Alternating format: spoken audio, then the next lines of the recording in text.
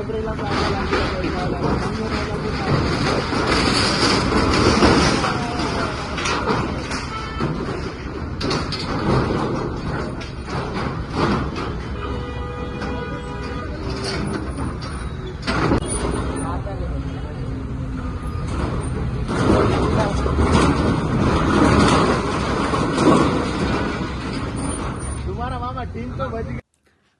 గౌరవనీయులైన తెలంగాణ ముఖ్యమంత్రి గారు శ్రీ రేవంత్ రెడ్డి గారి అన్నయ్యకి నమస్కారం అండ్ మరియు తెలంగాణ ప్రజలకందరికీ నేను నమస్కారం చెప్పి నేను రిక్వెస్ట్ చేస్తున్నాను నాకు హెల్ప్ చేయాలని.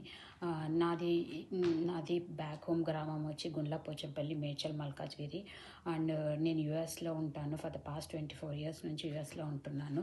మా గుండ్లపోచంపల్లిలో నిన్న ఫ్రమ్ జిహెచ్ఎంసి మేడ్చల్ ఆఫీస్ నుంచి ఏసీపీ సుకన్య గారు జేసీపీ తీసుకొని మనుషుల్ని, పోలీసుల్ని తీసుకొని వచ్చి సడన్గా మాకు టైం ఇవ్వకుండా కొంతమంది సెలెక్టెడ్గా కొన్ని కుటుంబాలది ఇల్లులు permanent structure with no intimation, no permission వచ్చేసి జేసీపీతో డిస్మాంటిల్ చేసేసారు.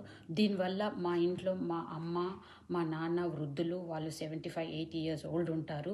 అండ్ ఈ సడన్గా చూసేసి మా మదర్ బ్రీత్లెస్ అయిపోయారు అండ్ హాస్పిటలైజ్ అయిపోయారు.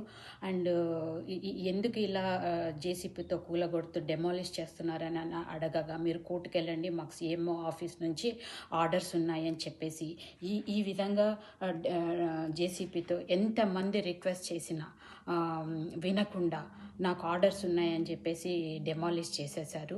మేము ఈ ఇల్లు 2002లో కట్టుకున్నాము. మెయిన్ రోడ్కి లేదు, మా పట్టా భూమిలో ఎఫ్టీఎల్లో కాదు, నాలాలో కాదు, 100 feet అవే రోడ్ నుంచి మేము కట్టుకున్నాము. మేము ఎవరిది ఆక్రమించలేదు. అండ్ సడన్గా వచ్చేసి భయభ్రాంతులకు గురి చేశారు ఆ గ్రామంలో, గుండ్లపోచంపల్లి గ్రామంలో.